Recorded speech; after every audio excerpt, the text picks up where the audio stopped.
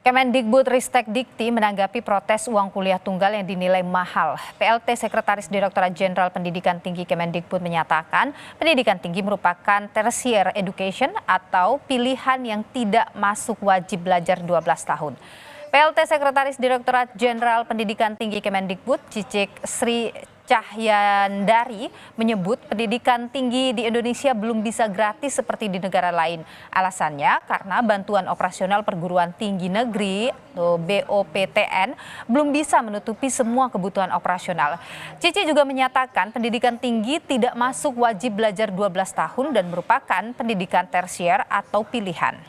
Menurut saya ini sesuatu yang luar biasa, teman-teman sekalian. Kita dasarkan sebagai untuk kemudian sebenarnya ini tanggungan biaya yang harus dipenuhi agar penyelenggaraan pendidikan itu memenuhi standar mutu.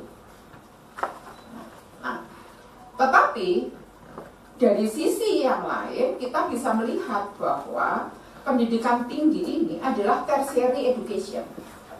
Jadi bukan wajib belajar.